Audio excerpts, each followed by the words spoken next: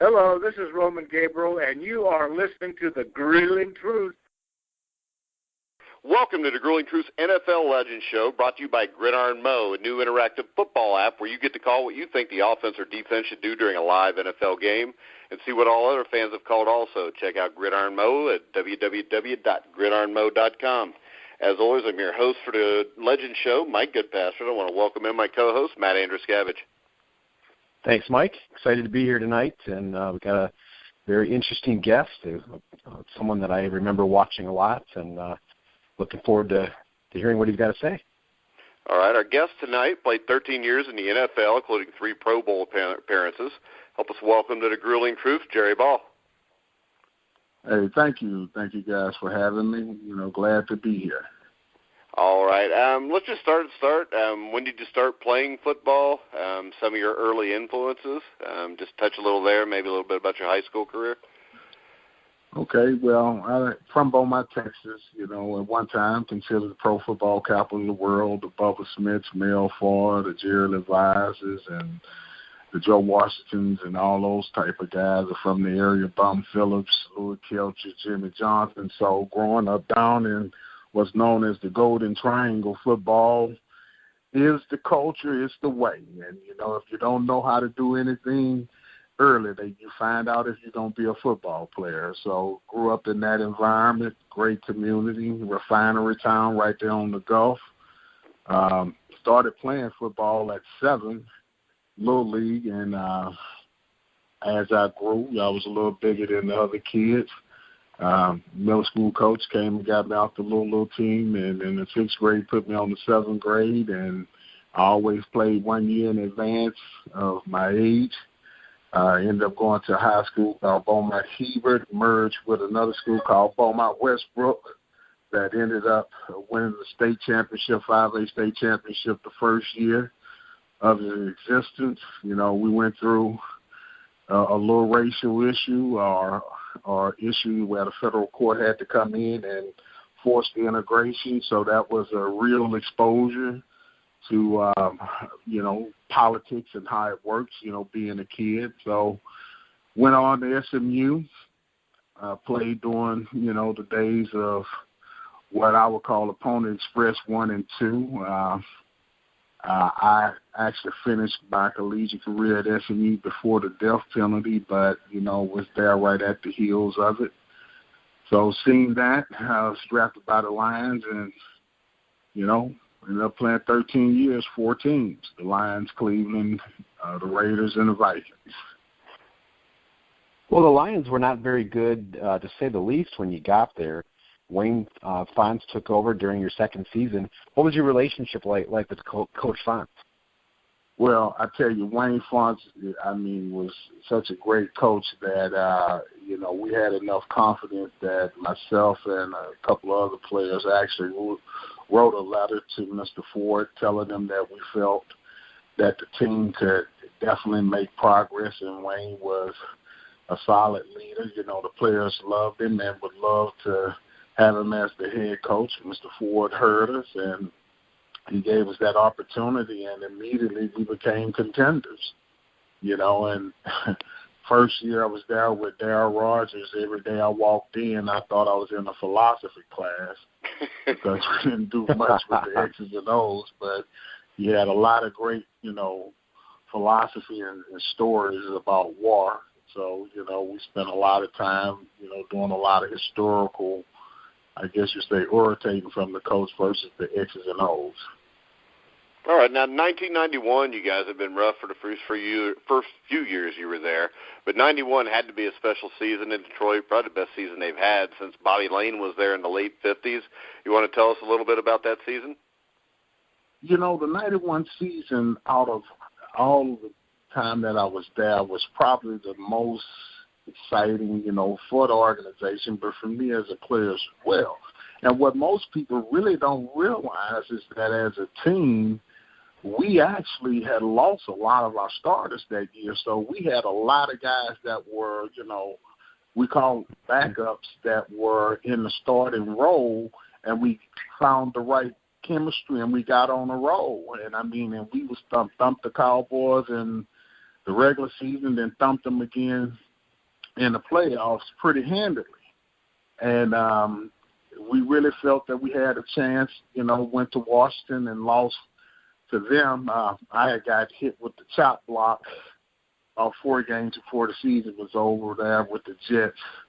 They said it was legal, but a chop block is an illegal block, just for the tort and liability aspects of it. The league stood and said that they were behind by it. So I didn't play the last 4 games, but if we would have beat the Redskins in the national champions, in the national football, in the national conference, in the NFC, I would have had a chance to play in the Pro Bowl because I would have been able to have returned from the medial collateral injury. I was wondering if you would talk about 2 players that I remember watching. One of my all-time favorites, Barry Sanders, and also a linebacker I liked a lot, Chris Spielman. What were they like as teammates? Well, I think, I'll start with Chris. Played on the same side of the ball with Chris. And, Chris was probably one of the most intense guys that you're around. He was truly committed to the game. The things that Chris did was extraordinary because, his commitment was year-round, even before now ball is somewhat year-round. Chris was there, be it, working out or somewhere around football at all times, 12 months out of the year. He kind of reminded you of, the old guy like a Pete Rose it was in baseball. Full out, Harry hustle, every play, don't lay it on the line. If I lose an arm, I was losing my arm on my way to a tackle. That's real gritty guy. Barry, you're talking about, once in a lifetime to even see that for most people that have seen him play during that era. Very special. The humility that he had as a player, made him an even greater person. Because, most guys, and I believe, when God chooses to bless people, that he chooses the right people to bless that way because the skill set that he had, was great. But, who he was as a person and character and the way he carried himself on and off the field, that's where the exemplary character, you really separated him from everyone. Because it's real easy to be the great player on the field, but you could be a kind of butthole off the field. Barry was never that, on off. All right, so you played for 4 or 5 teams during your NFL career. We're going to go ahead and fast forward a little bit so we can get to your business venture you're doing and some other things. But we'll fast forward to 1998. You were on the Vikings. Great season, 15-1, came up a little bit short. You were on a defensive line with a man named John Randall, who I think is one of the best defensive linemen to ever play the game. You want to talk a little bit about what it was like to play with him and maybe a little bit about the 98 season? Yeah, I'll start with Johnny. Johnny as a player, defensive lineman, first of all, he's not real tall when you really measure him against a lot of the defensive linemen that you would say, who are the great linemen? He's not going to be that. He's not that 6'4", 6'3", 6'5" defensive end with a lot of range. But in points of leverage and how he actually used a person's balance and his strength against them to create the great pass rush that you would see, really showed me how to get it done at a level whereas, technically a guy that's rushing on the outside is going to have a little bit more arm reach so that he can start touching the offensive tackle because you're playing in a perimeter game, so you're working more space. But Johnny was able to close the gap, and because he didn't have the wingspan, use inside moves on the outside that made him a prolific pass rusher. And when I came, Johnny was mostly on the inside. And they told me, they say, Jerry, if you could hold up the middle and get us, to a pass situation, then we can kind of unleash Johnny on our side. So we started doing that. And then the next thing Johnny was out there full time, and they were able to kind of set the defense like they wanted and let that guy really go up and down the line and pick who he wanted to pick on, and I'll tell you a funny thing about him. Before the games, his pregame ritual, he put on the eye black. But what's going on in the locker room is he goes to every guy that he can, and he'll touch you on your shoulders and your chest, and he said, "I'm taking your power. I'll take it." He's like, "I got your power. I got your power." You see guys in the locker room like, "Okay, shit, I don't know if this works or not, so let me get some of my power back." So I go back and give me my power back, because whatever he was doing out there, they wanted. So it's like, if he's taking it, then I want something. Give it back to me. You can take his. That was one funny thing about his ritual. But full-out competitor. The 98 season, that was a very great season, for myself, the best team I've been on in terms of being competitive. I played on some pretty good football teams, but I think that year we really did have the team that could have won it all. We were beating, teams handily all year, lose with a field goal at the end. I would tell you, the Randy Mosses, Jake Reed, Chris Carters, Robert Smith, Randall McDaniels, Todd Stutzy, and a host of others, Leroy Hoyes, role players, Harold Morrow, Mo Williams, just on offense, those guys gave us a real high-powered ability. And the defense, I wouldn't say that we were world beaters, but, we complemented our offense because we could keep teams anywhere around 13 to 15 points, 16 points. We could win the games because our offense could put up 17 to 21 points every game. So not because we didn't feel that we could be like a Baltimore Ravens. We just didn't have the personnel like they had from the front to the back. So we had to cover a lot of things in the defenses and the coverages. Never really got the secondary set like we wanted because, guys like Orlando Thomas, who actually had ALS and recently passed, he had been hurt off and on that year with his hamstring, so we couldn't get him back. Had guys kind of shuffled in off of the practice squad, but still we played well enough as a team, whereas we put ourselves in great positions to win all year. And then, Randall came in and he started laying it up for Moss, and, it was a great team. Was there something that changed between the 97 and 98 season? You guys had a lot of the same players like Ed McDaniel, Dwayne Rudd, like you said, Orlando Thomas, Robert Griffith. What was it that brought it all together? That 98 season was really special even for the defense. I'll say this, but I'm not saying it on the basis of, being, aware of my role. But I remember Denny Green on one broadcast said the difference in this team versus the last year was Jerry Ball. And they asked him, well, what is it? He said, well, we had Jerry doing camp. In camp, I kind of took a leadership role, whereas the younger players, we set a standard, and I would talk with them and tell them how we needed to practice and how our etiquette would be on the field.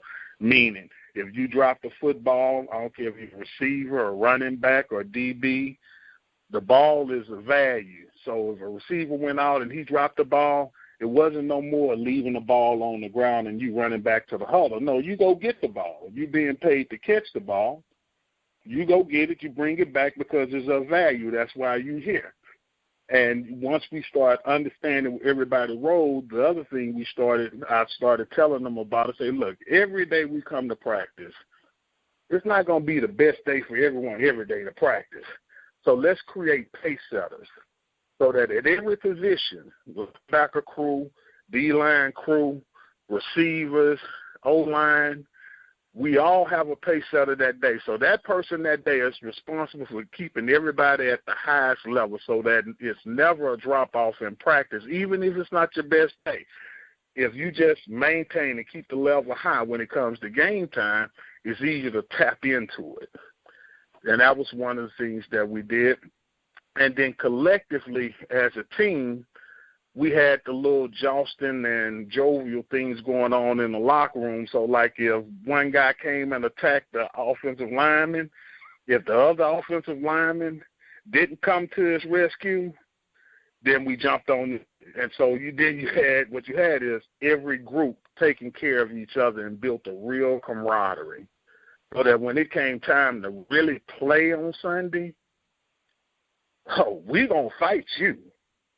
Okay, but we're going to stick together regardless, and we just built that within. And, those were the little things that, as a veteran player, they brought me in to really kind of work with the younger guys that were on the line, because I still had a little young line. And like you said, Rudd, some of those guys, they were just learning the pro game. So that's one of the things that I brought. And then they brought in Chris Dolman as well. And Chris came in, and he helped guys kind of round out, the longevity part of it, how to stay in the game, how to be a pro. So those were the things that I would think kind of really made us a little different those years, is that we started understanding how to play as a team, and we really put the selfishness aside for the greater good of the team. All right, now you were a 3-time Pro Bowler. You had a great career. I think you're one of the best interior defensive linemen of the decade of the 90s. Looking back, is there anything you would change about your career? Well, there's a couple things that, of course, if, you could always say, if I would have did this or that. I would have loved probably to stay in Detroit all my career. Not that I didn't enjoy the other teams as much as it is, you want to be drafted by one team and have a relationship with the team, whereas you can start and finish with the same team. That's a great thing to me for any player.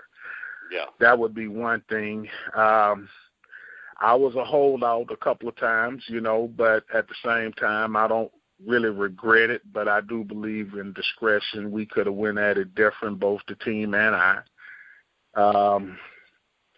Other than that, I really have, really no hard complaints. I've dealt with every owner on every team, so it wasn't like I didn't have the ear of the organization, because I really did have the ability of talking directly to the owners. And so those would be probably just, two of the things that really probably would have been a want more than something I would have had to change. I know that you'd like to let as many younger players or current players as possible know about how the NFL handles retired players. What are your feelings on, about the NFL and their treatment of retired players? Well, it's a travesty. It's a travesty, but I also feel that the players are responsible for letting it happen the way that it happened. And it's really, the NFL has,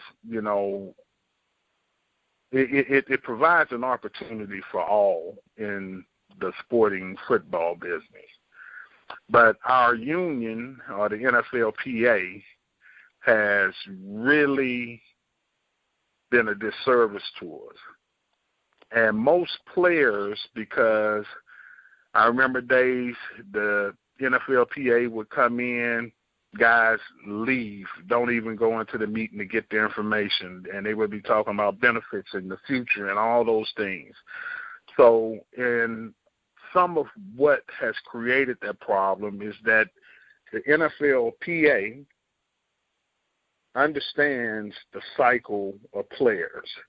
They know that by the time a player would get an issue, table the issue, and it take root in the league, one, they're going to stymie it and block it enough to whereas you can't get in momentum, but because you're in and out the league so quick that the history doesn't stay.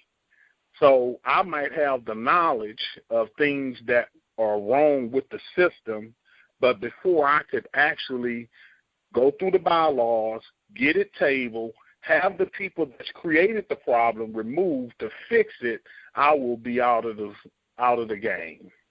That's just works to the detriment of the players. As a player, I can name some specific things that were done and that are still today being done to players. As an example, the Reggie White settlement. I remember I was a player rep, and when Reggie was about to sign that, I told Reggie not to sign it because he was signing away the player's ability of being able to take their goodwill, intellectual property, and their likeness and be able to earn for themselves revenue. The NFL and the NFLPA and Norman Brayman, who was the owner of the Philadelphia Eagles, filed a deposition as an objector to the settlement for the Reggie White settlement. And here's two of the main reasons he did. Out of the Reggie White settlement, he's the only owner that lost players to free agency. Reggie and Keith Jackson. No other team lost any players. Under the gentleman agreement supposedly they had amongst the owners, that no owner was going to bid on any other owner's players. They broke that. He then started divulging the things that purportedly being the president of NFL Properties, which was the NFL's licensing arm that started signing players directly to contracts that would allow us to get the revenue paid directly to us, that an endorser or someone that would want to use the player in a promotion, the money came directly to us. In the global agreement, he, being Norman Brayman, said that he negotiated to pay the Players Association $100 million under the table, and they would give up the rights of being able to bring deals or licensing opportunities to players. So they were going to get out of the players' business. Now, why that's significant to me, which I don't think anyone has ever really challenged it, is that here's an owner that's filing a federal deposition of an objection, and he put in the document that he did that. What owner would purge themselves? And what happened in that process, it went before Judge Doty. And before, I was an objector, and there was about 21 other objectors there.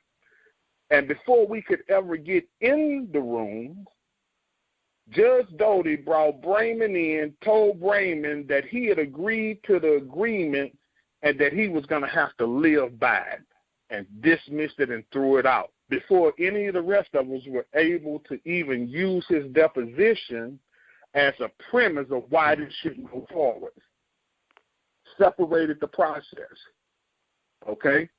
Now, the second piece of it is that as being a player rep, we had never, ever seen that document, ever, when we were talking about the executive decisions that had to be made about the settlement. But here's how the document came to the table. I found it, and this is how I found it. Ralph Wilson, the owner of the Buffalo Bills, and I were represented by the same law firm named Dykema Gossett. Dykema Gossett in Detroit, Michigan was the largest law firm in the state of Michigan. Dykema Gossett was the law firm that represented my licensed company, which I was the only player in the history of pro football or any sports to own 100% of a licensed business. I was a partner with the owners. I made merchandise and sold licenses and used player likenesses. So the law firm is representing me, and they're representing the owner, but I'm an objector, and he's the defender. So anytime you have that under the etiquette of law, you exchange files. My lawyer get all his files. This lawyer get all my files. That's how I found it. And when I brought it back to other guys that were on the executive committee, all of a sudden each one of these guys started getting deals, little side deals with the PA. And it still exists because that was their way of somewhat quietening what happened and then turn back around and say Jerry Ball is crazy and what I'm saying isn't true. But I didn't create the document. I was smart enough to have Dykeman Gossett as the law firm representing my licensed company, which had absolutely nothing to do with the settlement until I became the objector. And when I became an objector, then we're exchanging the information, and you could see. But if you were to look at the things over the years, even under Philly.com, you can go and see Norman Brayman's response. And Norman Brayman didn't sue the other owners. He sued the NFLPA. And the NFLPA's response is that it was ludicrous. How ludicrous is it for a billionaire to purge themselves? Why would you be a billionaire and want to give up your freedom? By saying you did it, not that we did it as a group, that I negotiated it. So in that, there has always been this undercurrent of issue. If you look at the NFLPA right now, the thing that their bylaws used to say, and they cleaned it up because I brought it to the attention of some of the guys that are on the retired board that are now on the national NFLPA board for active and retired players. They've weaseled their way up into that structure, but I raised this issue with them. I said, how are we a 501c6 as an organization? Retired chapters are 501c6s, which is like a chamber of commerce, and the NFLPA in D.C. is a 501c3. How does those bylaws decide what's going on over here with a C6? And then they start going back and trying to clean that up because it's like it's a thought with the retired player that they can go back to the NFLPA and get the same access that they did as an active player because they're paying union dues, which they just canceled, to whereas now everybody can become a part of the union for free. Why is that? Because here we are paying union dues to something that is not a union, but you're doing it through a chamber of commerce. So there are all kind of antitrust laws that are being broke. There are all kind of things like inurement, and inurement means it's where one guy that's a member or the president of, let's say, the chamber cannot benefit more than other members. Well, there's guys that are president of the retired chapters that are also representing players with concussion or workman's comp that are former players that are also on the board of the national, at the national level, but they benefit, but there's no benefit to the player. So when you start looking at all of the things that we're entitled to, whether or not we're part of the retired chapter or not, does not default the fact that our retirements, our benefits, and these things still belong to us. And because the NFLPA is in partnership with the owners, that's who manages the funds and the decisions. And here's probably the greatest travesty for all players, specifically linemen and those that have passed. When you look at the benefits, and the time that the benefits become available to the players is at the same time that the players are dying off. If you Google and see what the average lifespan of a defensive lineman and an offensive lineman is in the NFL, it's 55 and 58.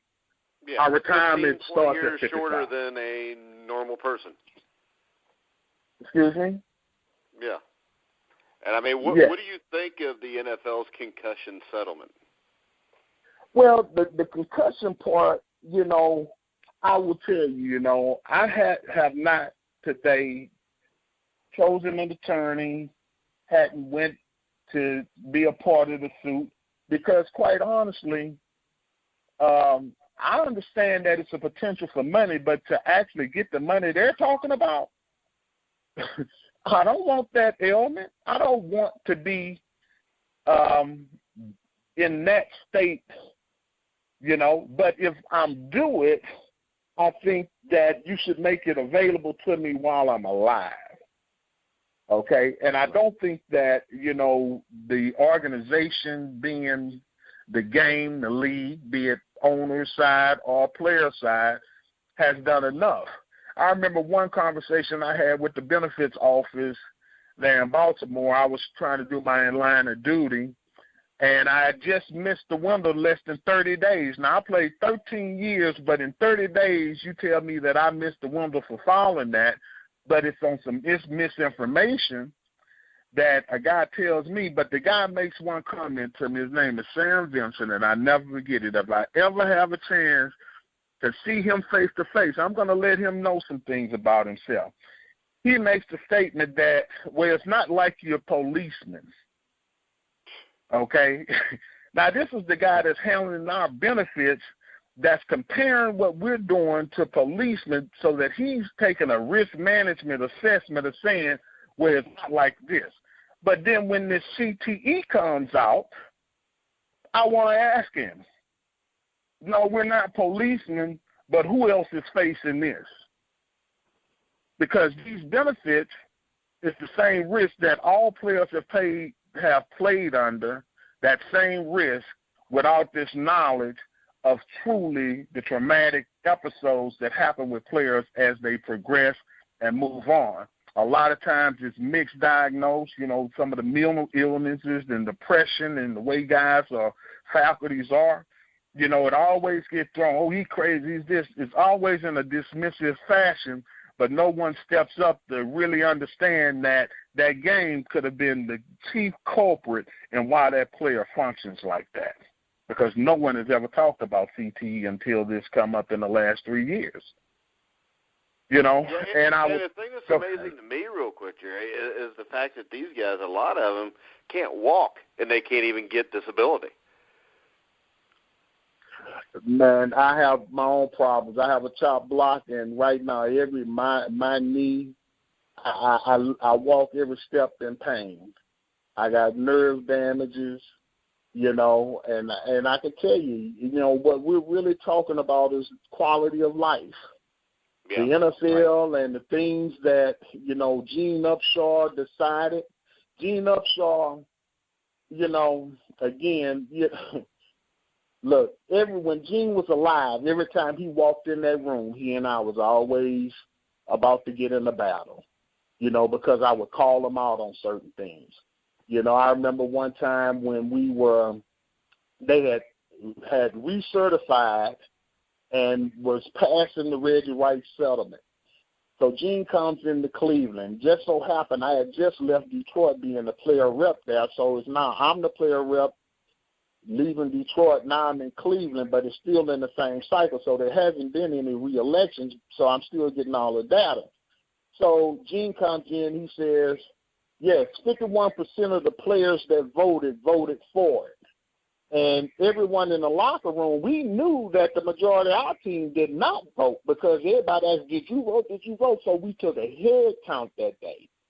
And that head count meant that only 13 players voted. So you're saying 7 voted on a team with 55, and y'all passed that? But here's one of the other things that they did that only very few of us caught this.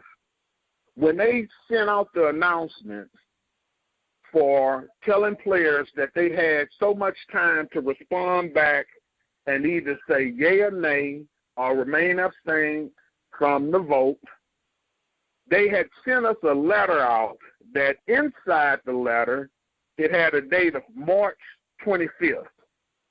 Okay, and in that letter, it said that we had to respond by April 1st. But the postmark on the envelope said August 2nd. Huh. So here's a letter that on the inside says you have to respond to, but the postmark on the outside said April 2nd, which was a day after the day they said you had to respond. That's the type of games that our player association has been playing with us. Here's another thing and here's one of the solutions, I think. First of all, we need to go through and look at everyone that was a part of that Ready Right settlement. I'm talking about from the attorneys on down, and we need to look to remove them. And we need to ask them for job descriptions of the jobs that they're doing, because here's what's happening. Here you have labor issues that come up every so many years, but all of the changes that take place always happens in between. But more importantly, the revenue that's going into this one organization that DeMaurice Smith is the chairman of, it's the thing he does the least of, but that's where all his money comes from. And you know where it is? That's where all of the revenue comes in for the likenesses of the players. Most players don't understand that if it's 8 or more players in a program, they don't have to pay the individual player. So let's say Frito-Lay or Pepsi comes to the NFLPA and say, hey, we want to get some players for a program, but we only want one in each market.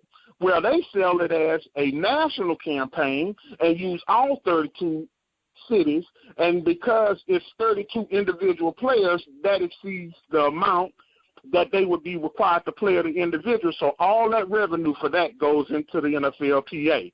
And then from that money, the salaries are being paid to DeMaurice, Clark Gaines, the Will Gosher girl whose family was the Gosher firm that represented us, which is another crazy thing that happened during the time I'm a player rep. You know, we're sitting in Maui, which we should be having it on mainland, but the reason why they have it on Maui is because they don't want the players to really come and participate, because it's too hard to get families to Maui to go over there and voice your opinion. But here's what happens there. Will Gosser comes and tells us that we have a bill for $8 million, but they hadn't done any new filings and there hadn't been any proceedings in a 12-month period of time, but our bill goes up to $8 million. 4 months later, the NFL tells Will Gosser that we will settle this suit and pay y'all bill. We didn't pay that legal bill from the Red and White settlement. The league paid it. So why wouldn't a law firm being sent? But here's the the thing that really shows and reflects that there's an issue that needs to be addressed and go deeper with players is Will Gosher is the same law firm that was representing Major League Baseball and basketball. One of the two, I think it's baseball, but they didn't get the jacked up deal. But when you talk to Major League Baseball and basketball players from then and now, the first thing they say is, man, we ain't never doing a deal like y'all union did. Man, y'all got a bad deal. Now, how do the basketball and the baseball and hockey players know football players got a bad deal, but the football players hadn't recognized where that bad deal was created? It was created within our own house. The owners control our union.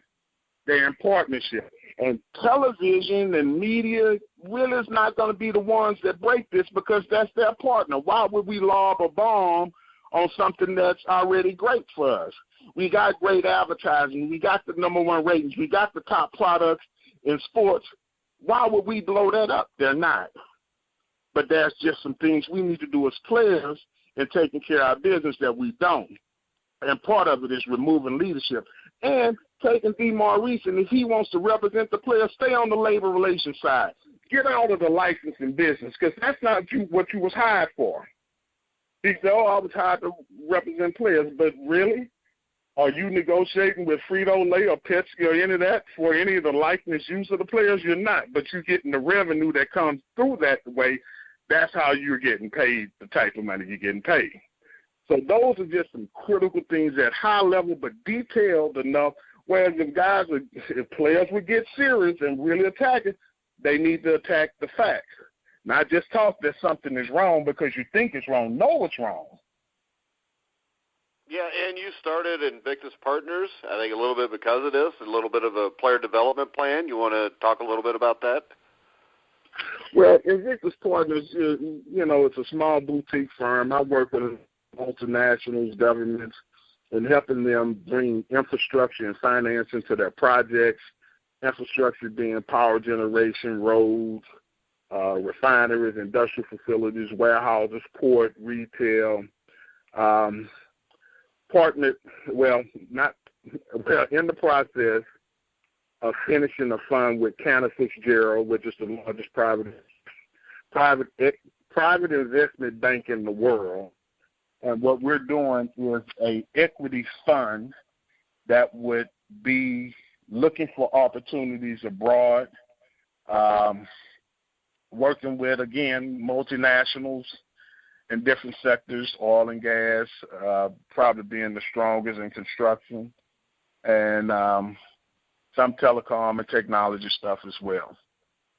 Yeah. All right.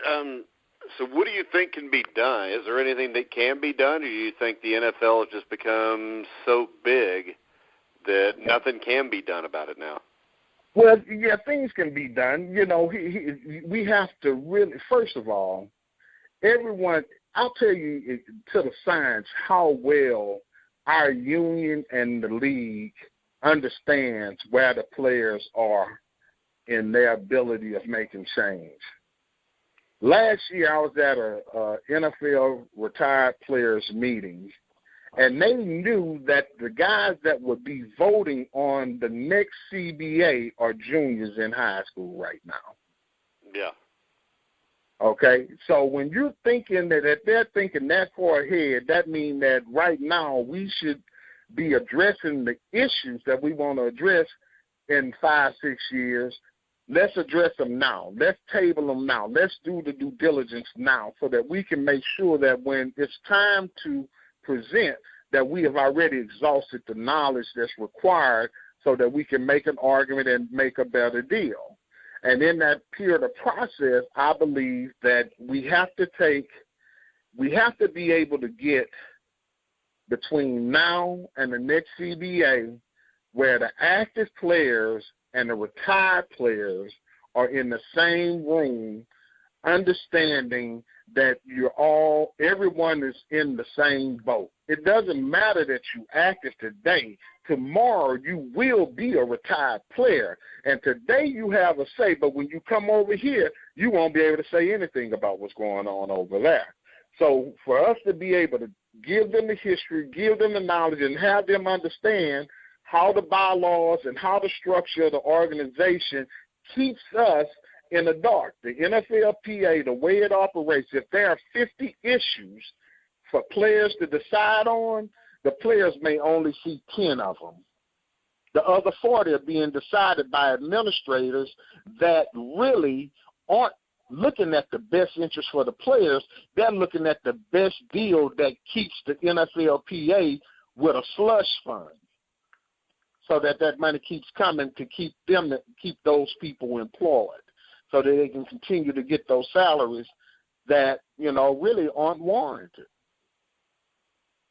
Yeah, I mean, go ahead, Matt. No, I was just going to ask, how do you raise awareness to these players to, to get everybody in the same room? How do you what? Raise awareness to the players to, like you said, to get the former players and the current players in the same room to let everybody know that, like you said, that you guys are all in the same boat. How do you go about getting more awareness out for the players to be on board with that?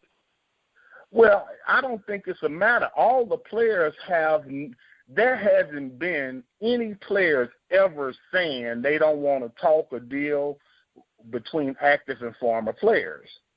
That is only happening in the administrative office of the NFLPA. The NFL has taken their hand off and told the NFLPA, that's y'all issue. We're going to give you these funds and y'all figure out what you're going to do with it. But they really hadn't given us anything. That's the problem. Right.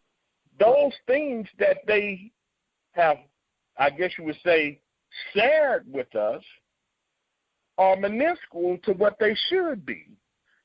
What the players have to do is take control of the communication, whereas it can't be filtered by the NFLPA, so that when guys are sharing information, I'll come in and I'll say something, they'll run to the NFLPA to see if that's true. The NFLPA, if it goes against the grain or goes against the program, which is to keep it in the status quo, then that guy's crazy. They use a philosophy of saying that one player, can voice an opinion, but it takes the group. So, like, if you have the rep for one team, he's going to speak for that group. So if he's not saying it, then it's discounted. Well, that group that they're talking about are the ones that are being offered the little sweetheart deals, getting invited on the trips, getting to participate in the things, getting to use the trust, which is supposed to be $100 million set aside for the players, which is a great thing. Now, don't get me wrong. There are some things that are good, but that is not enough, And I'm not saying that every player that is involved in this process is doing things to the detriment of other players. I'm saying that they're operating in the dark and with a lack of knowledge of how they're being used as pawns to keep the other players down. Because here, as an example, they have what's called the trust. Have you guys heard of that? Yeah. Okay, the trust will pay for a player to go back to school, get a vocational. I've used it to go to theology school, or you can go back to college to get your degree. Great thing. But then, on the other hand, I see the trust moving around, and they're having these mixers, but in these mixers, they're just parties. When they're moving around with those mixers is when we should be, as players, talking to each other and really using that trust as a platform to truly get to the other players and share the information. But guys, they decided, hey, we're going to just have mixers and let people know about the trust. Well, when we're there, there's no one there but the hired players from the NFLPA that's now, I guess you say promoting the trust. That's some of the times that we could sit down and really have meetings versus, just drinking and, shooting the bull. I came in to one for 10, 15 minutes, seeing what was going on. I was like, waste of time. For me, not for them, those that, want to still be Mr. Athlete and want to still be on stage or in the light, perfect for you.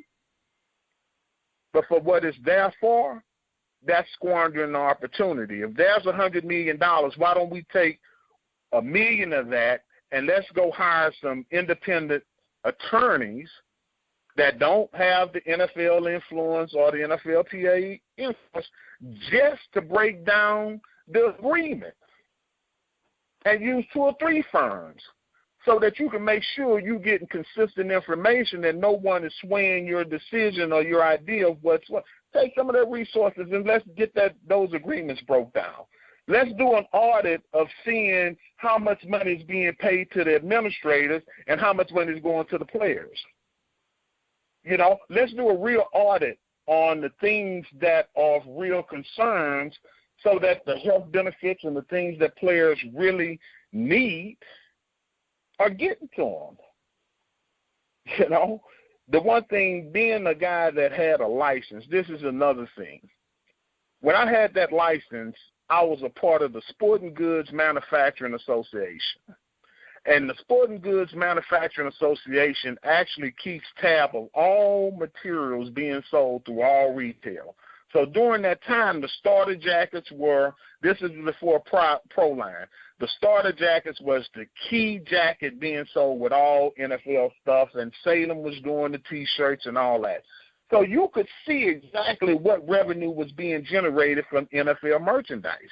And while we were negotiating the Reggie White settlement, the league was reporting to the players that there was only about a little bit more than $1 billion, $1.2 billion, or something like that, in revenue generated from the licensing, but the Sporting Goods Manufacturing was reporting that it was $4 billion